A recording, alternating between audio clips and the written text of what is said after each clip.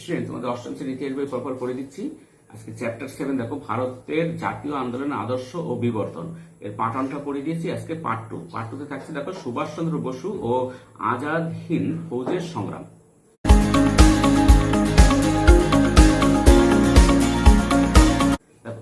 রাজনৈতিক জীবনের শুরু থেকে সুভাষচন্দ্র বসু সর্বদাই ছিলেন পূর্ণ স্বরাজের পক্ষে। তিনি চাইতেন পূর্ণ স্বরাজ, কোনো আবেদন নিবেদন নীতি এসব কিছু না, পূর্ণ স্বরাজ মানে একদম স্বাধীনতা। তিনি মনে করতেন জাতীয়তাবাদ ছাড়া ভারতীয় সমাজের বিকাশ সম্ভব নয়। তার রাজনৈতিক আদর্শ গড়ে উঠেছিল বিভিন্ন আদর্শের সমন্বয়ে। তিনি একদিকে বিংশ শতকের জার্মান জাতীয়তাবাদী ভাবধারার শরিক হতে চেয়েছেন, তেমনি সোভিয়েত রাশিয়ার অর্থনৈতিক সাম্যের আদর্শকেও কিছুটা গ্রহণ করতে চেয়েছিলেন সুভাষচন্দ্র। তার সঙ্গে স্বামী বিবেকানন্দের সাংগঠনিক ভাবনা চিন্তাকেও সুভাষচন্দ্র অনুপ্রাণিত করেছিল, মানে সুভাষকে অনুপ্রাণিত করেছিল। মানে তিনি জাতীয়তাবাদী, জার্মান জাতীয়তাবাদ, যে জার্মান জাতিকে উঠতে হবে, হ্যাঁ, জার্মান জাতিকে যে বিভিন্ন রকম শর্ত চাপিয়ে প্রথম বিশ্বযুদ্ধের পর জার্মানকে শেষ করে দেওয়ার চেষ্টা হয়েছিল, তারপরে জার্মান জাতীয়তাবাদ উঠলো।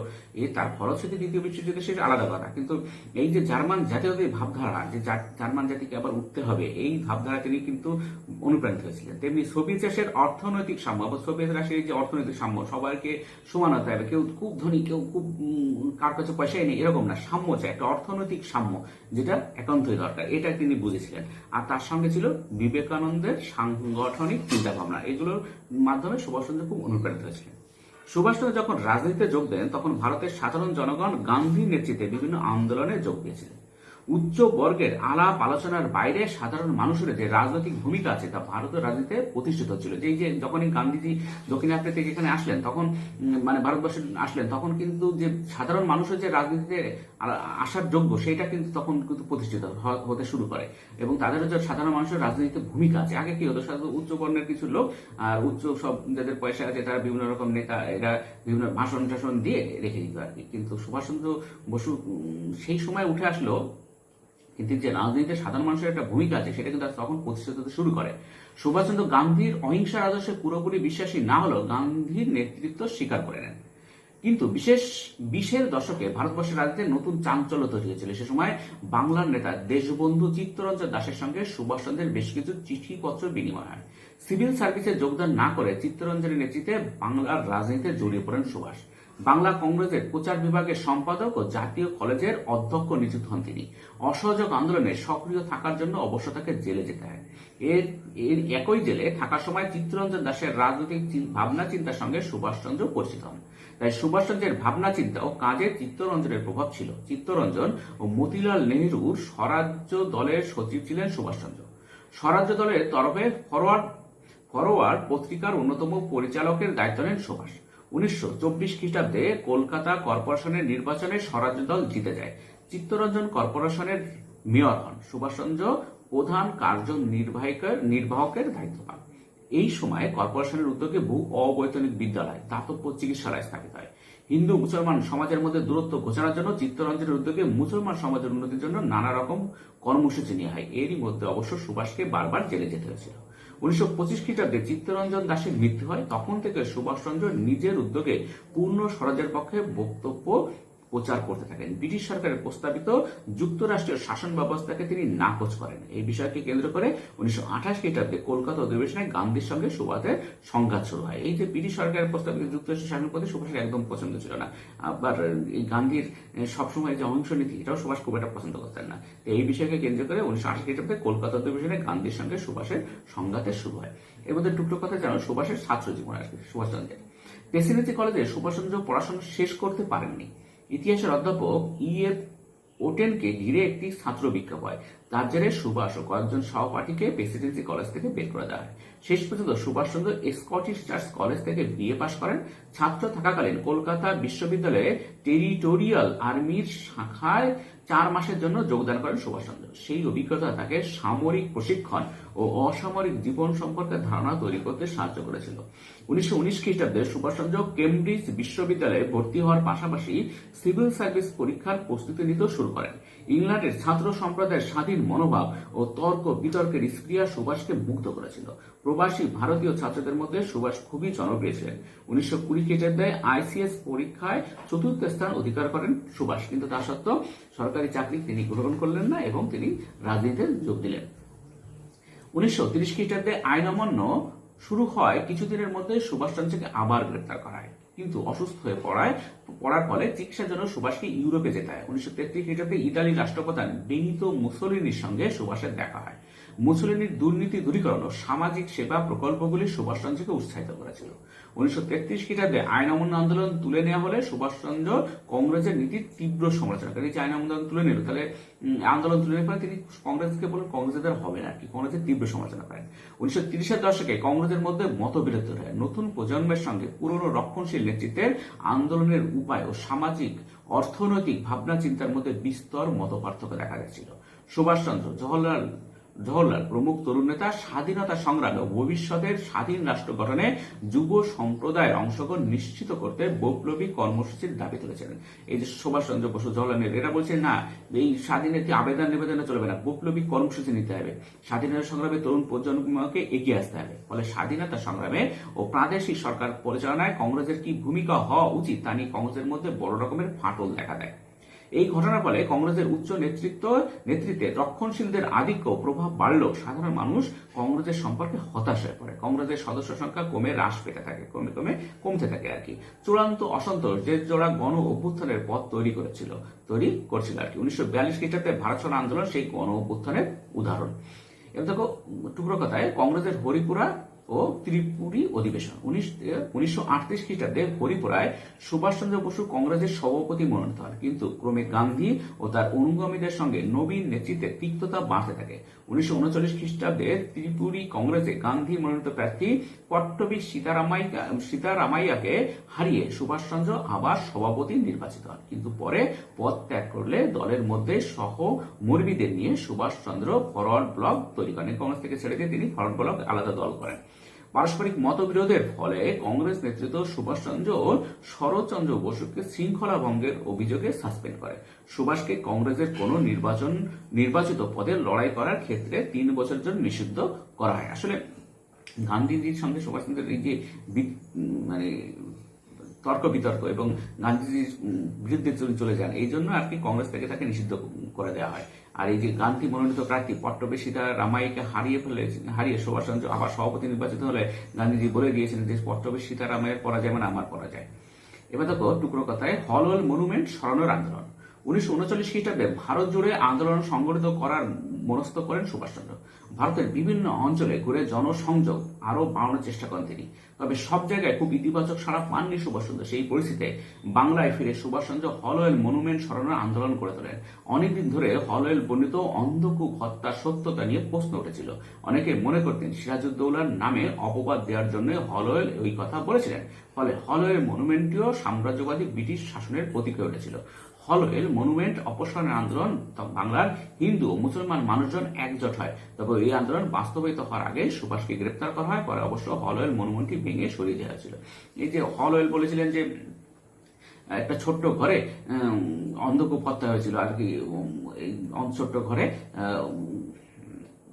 অনেককে বন্দী রাখার ফলে সিরাজউদ্দৌলা অনেকে এক জায়গায় রেখে দিয়েছিলেন এবং তার জন্য তাদের মৃত্যু ঘটে। আসলে তিনি যে বর্ণনা দিয়েছিলেন বাস্তবে সেটা সম্ভব নয়। ওই ছোট ঘরে এত লোক, যত লোক হলওয়েল বলেছিলেন তত লোক কিন্তু ধরে না। হ্যাঁ, সেটা অঙ্কের শাস্ত্রের ভাষা হিসেবে টেকে না, মানুষের দৈর্ঘ্য বস্তু যে হিসেবে সেটা টেকে না। তাহলে এই হলওয়েল এমন মিথ্যাবাদী হলওয়েলকে তার মনুমেন্ট সরিয়ে দেওয়ার জন্য আন্দোলন আর কি, হলওয়েল মনুমেন্ট সরানোর একটা আন্দোলন করেছিল। ইতিমধ্যে দ্বিতীয় বিশ্বযুদ্ধ শুরু হয়ে গেছে। সুভাষচন্দ্র মনে করতেন জার্মানির হাতে ব্রিটিশ শক্তির পরাজয় হবেই, তাই সেই পরিস্থিতিতে ভারতের ব্রিটিশ সরকারের উপর চাপ দিতে উদ্যোগ নেন সুভাষচন্দ্র।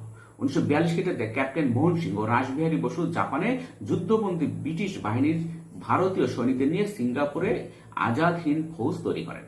রাসবিহারী বসুর অনুরোধে সুভাষচন্দ্র জাপানে গিয়ে আজাদ হিন্দ বাহিনীর দায়িত্ব পান। এবার তোমার যদি বলে আজাদ হিন্দ প্রথমে প্রতিষ্ঠাকে করে 1942 খ্রিস্টাব্দে ক্যাপ্টেন মোহন সিং ও রাসবিহারী বসু জাপানের যুদ্ধবন্দী ব্রিটিশ বাহিনীর ভারতীয় সৈনিকদের নিয়ে সিঙ্গাপুরে আজাদ হিন্দ ফৌজ তৈরি করেন এবং রাসবিহারী বসুর অনুরোধে সুভাষচন্দ্র জাপানে গিয়ে আজাদ হিন্দ বাহিনীর দায়িত্ব পান। 40,000 ভারতীয় যুদ্ধবন্দী এবং দক্ষিণ পূর্ব এশিয়ায় বসবাসরত ভারতীয়দের মধ্যে অনেকে আজাদ হিন্দ ফৌজে যোগ দেয়।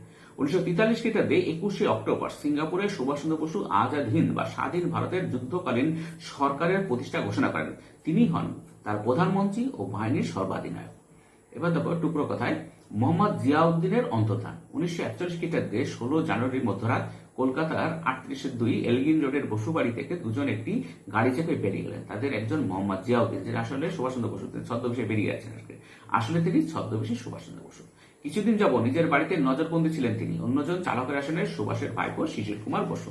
মোহাম্মদ জিয়াউদ্দিনের পরনে লম্বা উঁচু গলা কোট, ঢিলে সালোয়ার, মাথায় কালো টুপি, চোখে সরু সোনালী ফ্রেমের চশমা। গোমো স্টেশনে দিল্লি কালকা মেলে উঠে বেরিয়ে গেলেন সুভাষচন্দ্র। পেশোয়ার, কাবুল, ইতালি ও মস্কোয় সুভাষচন্দ্র পৌঁছলেন জার্মানির রাজধানী বার্লিনে। তখন দ্বিতীয় বিশ্বযুদ্ধের উত্তাল সময়, কিন্তু বার্লিনে হিটলারের তরফে বিশেষ সাহায্য পাননি সুভাষচন্দ্র বসু। এই জিয়াউদ্দিনের অন্তর্ধান, এটা তোমাদের ইংলিশে দেখবে আছে একটা চ্যাপ্টার, সেটা একটু দেখে নেবে, আমাদের পড়ানো আছে। এবার দেখো টুকরো কথায় আজাদিন ফৌজের প্রতি সুভাষচন্দ্র বসুর আহ্বান। ভারতের স্বাধীনতা আন্দোলন এবং আজাদিন ফৌজের স্বার্থে আমি আজ হইতে আমাদের সেনাবাহিনীর সরাসরি কর্তৃত্ব গ্রহণ করিলাম। আমার পক্ষে এই আনন্দ ও গর্বের ব্যাপার, কারণ একজন ভারতীয়ের কাছে ভারতের মুক্তি ফৌজের আর্মি অফ লিবারেশন সেনাপতি হওয়া অপেক্ষা আর কোনো বড় সম্মান থাকিতে পারে না। আমি যে কার্যভার গ্রহণ করিতেছি তার দায়িত্ব যে কত বড় সে সম্পর্কে আমি সচেতন এবং দায়িত্বের গুরুভার আমি বোধ করিতেছি। আমি নিজেকে বিভিন্ন ধর্মাবলম্বী 38 কোটি দেশবাসীর সেবক বলিয়া মনে করি। আমার কর্তব্য আমি এমন ভাবে পালন করতে দৃঢ় প্রতিজ্ঞ যাতে 38 কোটি ভারতবাসীর স্বার্থ আমার হাতে নিরাপদ থাকে এবং প্রত্যেক ভারতবাসী আমার উপর পূর্ণ আস্থা স্থাপন করতে পারে। প্রকৃত জাতীয়তাবাদ, ন্যায় বিচার এবং নিরপেক্ষতার উপর ভিত্তি করিয়াই ভারতের মুক্তি ফৌজ গঠিত হইতে পারে। মাতৃভূমির মুক্তির জন্য আসন্ন সংগ্রামে 38 কোটি ভারতবাসীর শুভেচ্ছার উপর স্বাধীন ভারতের সরকার গঠনে এবং ভারতের স্বাধীনতা চিরদিন রক্ষার জন্য আজাদিন ফৌজকে এক গুরুত্বপূর্ণ ভূমিকা পালন করতে হইবে। ইহার জন্য আমাদিগকে একটি সৈন্যবাহিনী সংগঠিত করিতে হবে। এই সৈন্যবাহিনীর লক্ষ্য হইবে মাত্র একটি, ভারতের স্বাধীনতা লাভ, এবং ইহার ইচ্ছাও হবে একটি, ভারতের স্বাধীনতার জন্য কাজ করা কিংবা মৃত্যুবরণ করা। সহকর্মী অফিসার এবং সৈন্যগণ, আপনাদের অকুণ্ঠ সহায়তা এবং অটল আনুগত্যের ফলে আজাদিন ফৌজ ভারতের মুক্তি আনিতে পারিবে। আমি আপনাদের আশ্বাস দিতে চাই যে আমাদেরই চূড়ান্ত জয় হইবে। আমাদের কার্য ইতিমধ্যে আরম্ভ হইয়াছে। আসুন দিল্লি চলো ধ্বনি করিতে করিতে আমরা সংগ্রাম করিতে থাকি, যতদিন পর্যন্ত নয়াদিল্লির ভাইসরয়ের প্রাসাদের শীর্ষে আমাদের জাতীয় পতাকা উড্ডীন না হয় এবং ভারতের রাজধানীতে পুরনো লাল কেল্লার ভিতরে আজাদ হিন্দ ফৌজ বিজয় সূচক কুচকাওয়াজ না করে, ততদিন পর্যন্ত আমাদের সংগ্রাম করিতে হবে। এটা হচ্ছে 25শে আগস্ট 1943 সুভাষচন্দ্র বসু আজাদ হিন্দ ফৌজের সর্বাধিনায়ক হিসেবে এই নির্দেশনামাটি ঘোষণা করেছিলেন। এই উদ্ধৃত অংশটি সেই ঘোষণা থেকেই নেওয়া। এবার দেখো টুকরো কথায় রানী ঝাঁসি বাহিনী। ভারতের জাতীয়তাবাদী আন্দোলনে নারীদের যোগদানের জন্য অন্যতম নজির আজাদ হিন্দ ফৌজের রানী ঝাঁসি বাহিনী। কংগ্রেসে থাকাকালীন সুভাষচন্দ্র নারীদের সামরিক কাজে অংশগ্রহণ নিয়ে ভাবনা চিন্তা করেছিলেন। পরে আজাদ হিন্দ বাহিনীতে তিনি নারী সৈনিক তৈরি করার উদ্যোগ নেন। 1857 খ্রিস্টাব্দের বিদ্রোহের অন্যতম নেতৃত্ব রানী লক্ষ্মীবাইয়ের নাম থেকে ওই বাহিনীর নামকরণ হয় রানী ঝাঁসি বাহিনী। দক্ষিণ পূর্ব এশিয়ার বিভিন্ন অংশের থেকে প্রায় 1500 নারী ওই বাহিনীতে যোগ দেন। 1945 খ্রিস্টাব্দে ইম্ফল অভিযানে রানী ঝাঁসি বাহিনী সরাসরি যুদ্ধে নেমেছিল।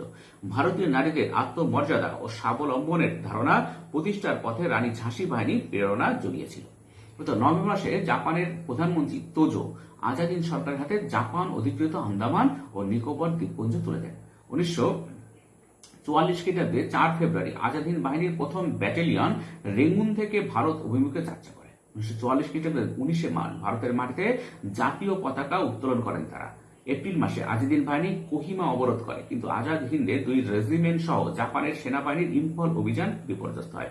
ইতিমধ্যে দ্বিতীয় বিশ্বযুদ্ধে জাপান কোণঠাসা হয়ে পড়ে। যখনই আমেরিকা যুদ্ধে জড়িয়ে পড়ে এবং যে জাপানের উপরে যখন হিরোশিমা ও নাগাসাকিতে বোমা বর্ষণ করে, তখনই কিন্তু জাপানের অবস্থা খারাপ হয়ে যায় আর কি। ইতিমধ্যে দ্বিতীয় বিশ্বযুদ্ধে জাপান তখন কোণঠাসা হয়ে পড়ে। তার ফলে বার্মা সীমান্ত থেকে জাপান বিমান বাহিনীর যুদ্ধরত এলাকা থেকে সরিয়ে নিতে বাধ্য হয়। বর্ষা শুরু হয়ে যাওয়ায় যোগাযোগ ব্যবস্থা ও খাদ্য সরবরাহ অনিয়মিত হয়ে পড়ে। তার উপর রোগ, শীত, ম্যালেরিয়া প্রভৃতির জন্য প্রচুর সৈনিক মারা যায়। নানাবিধ সমস্যা ও বাধার ফলে আজাদ হিন্দ বাহিনীর অভিযান সফল হয়নি। যদি যুদ্ধে জাপান জিততো তখন অন্যরকম হতে পারত আর কি। তবুও সুভাষচন্দ্র আজাদ হিন্দ বাহিনীর পুনরুজ্জীবনে বিশ্বাসী ছিলেন। সোভিয়েত রাশিয়ার কাছ থেকে সাহায্যের আশাও তিনি করেছিলেন। জাপান সরকার সুভাষকে রাশিয়ায় চলে যাওয়ার জন্য মানসুরিয়া পর্যন্ত ব্যবস্থা করে দেয়, কিন্তু যাত্রাপথে তাইওয়ানে 1945 খ্রিস্টাব্দের 18 আগস্ট তাইহোকু বিমানবন্দরে এক বিমান দুর্ঘটনা ঘটে। বলা হয় ওই দুর্ঘটনায় সুভাষচন্দ্র বসু মারা গিয়েছিলেন। তবে খবরটি সত্যতা সম্পর্কে আর কি সংশয় তৈরি। আজও মানুষ কেউ বিশ্বাস করে, কেউ করেন না। আজাদিন ফৌজের অভিযান শেষ হলেও ভারতের রাজনীতিতে তার প্রভাব পড়েছিল। ওই ফৌজের বহু সেনাকে আত্মসমর্পণের পর জিজ্ঞাসাবাদের জন্য ভারতে আনা হয়। তাদের বিচার শুরু হয় দিল্লির লালকেল্লায়। তাদের মধ্যে পি.কে. সেহগাল, জি.এস. ধিলো ও শাহনওয়াজ খান এই তিনজনকে দেশদ্রোহিতা অভিযোগে অভিযুক্ত করে ব্রিটিশ সরকার। এবার দেখো আজাদিন বাহিনীর বিচার ও গণবিক্ষোভ। আজাদিন বাহিনীর বিচার চলাকালীন ভারতীয় জনমানুষের তীব্র প্রতিক্রিয়া দেখা দেয়। সরকারের কাছে তারা দেশদ্রোহী হলেও ভারতীয়দের চোখে তারা মহান দেশপ্রেমিক হয়ে ওঠেন। তাদের বিচার বন্ধের দাবিতে বিভিন্ন জায়গায় প্রকাশ্য জনসভা ও মিছিল বেরোতে থাকে। ওই বাহিনীর অন্যতম সদস্য রশিদ আলীর মুক্তির দাবিতে পথে নামে বাংলার ছাত্র সমাজ। গণবিক্ষোভে হ্রাস পেয়ে কংগ্রেসের কয়েকজন নেতা বন্দীদের পক্ষ নিয়ে আদালতে উকিল হিসেবে হাজির হন। দেশের বিভিন্ন জায়গায় মিছিল মিটিংগুলি ব্রিটিশ বিরোধী হিংসাশ্রয়ী বিক্ষোভে রূপান্তরিত হয়। সম্প্রদায় নির্বিশেষে সমাজের বিভিন্ন স্তরের মানুষ সেগুলিতে যোগদান করেন। মনে রাখা দরকার, সুভাষচন্দ্র তার ফৌজের মধ্যে হিন্দু, মুসলমান, শিখকে একসঙ্গে রেখেছিলেন। আলাদা কোনো ধর্মভিত্তিক ব্যাটালিয়ন তৈরি করেননি। 1946 খ্রিস্টাব্দে বিচারাধীন বন্দীদের শাস্তি ঘোষণা হলেও গণ অভ্যুত্থানের আশঙ্কায় ব্রিটিশ সরকার পিছু হটে 3 বন্দীকে মুক্তি দেয়। আজাদিন ফৌজের লড়াইয়ের প্রভাব ব্রিটিশ সেনাবাহিনীর ভারতীয় সেনাদের উপর পড়েছিল। অনেক সৈনিক আজাদ হিন্দ ত্রাণ তহবিলে অর্থ দান করেন। 1946 খ্রিস্টাব্দে ফেব্রুয়ারি মাসে রয়্যাল ইন্ডিয়ান নেভি বা ব্রিটিশ সরকারের নৌবাহিনী প্রকাশ্যে সরকারের বিরুদ্ধে বিদ্রোহ ঘোষণা করে। ভারতে তাদের শেষের দিন যে ক্রমশ এগিয়ে আসে তা ব্রিটিশ শক্তি বুঝতে পেরেছিল। এবার দেখো শুক্র কথায় নৌ বিদ্রোহ। 1946 খ্রিস্টাব্দে 18 থেকে 23 ফেব্রুয়ারি মুম্বাইয়ে নৌ বিদ্রোহ ঔপনিবেশিক ব্রিটিশ শাসনের উপর আঘাত করেছিল। তোমাদের প্রশ্ন আসে নৌ বিদ্রোহ কবে হয়? 1946 খ্রিস্টাব্দের 18 থেকে 23 ফেব্রুয়ারি। খাবারের খারাপ মান ও বর্ণ বৈষম্যের অপমানের বিরুদ্ধে 18 ফেব্রুয়ারি তলোয়ার জাহাজে সেনারা রেটিং ধর্মঘট করেন। তাদের দাবি ছিল ভালো খাবার ও বেতনের সাম্য। এই যে ব্রিটিশদের বা অন্যান্য বিদেশি সৈনিকদের যেভাবে সম্মান দেওয়া হতো, খাবার দেওয়া হতো, তাদের যে বেতন দেওয়া হতো, তা কিন্তু ভারতীয় সৈনিকদের ছিল না। তার পাশাপাশি আজাদিন বাহিনী অন্যান্য রাজবন্দীদের মুক্তির দাবিও তারা চলেছিলেন। সমস্ত রাজনৈতিক দলের পতাকা তারা জাহাজের মাস্টারগুলোতে উড়িয়ে দেন। কিন্তু ব্রিটিশ প্রশাসন চূড়ান্ত দমননীতির মাধ্যমে নৌ বিদ্রোহকে থামানোর চেষ্টা করে। ফলে ধর্মঘট প্রতিবাদ দ্রুতই সংঘর্ষের রূপ নেয়। নৌ বিদ্রোহীদের সমর্থনে ভারতের নানা জায়গায় ছাত্র ও যুব ও সাধারণ মানুষ পথে নামেন। অথচ কংগ্রেস বা মুসলিম লীগ নৌ বিদ্রোহীদের থেকে সমর্থন সরিয়ে নেন। এমনকি মহাত্মা গান্ধীও ওই বিদ্রোহের বিরোধিতা করেন। আজাদিন বাহিনীর মতোই নৌ বিদ্রোহীরাও ব্রিটিশ শাসনের বিরুদ্ধে সংঘবদ্ধ হয়েছিলেন। ফলে তাদেরও ওই একই সম্মান প্রাপ্য ছিল। আজকে পর্যন্ত, পরে ভিডিও দেখা হবে। Thank you very much for watching.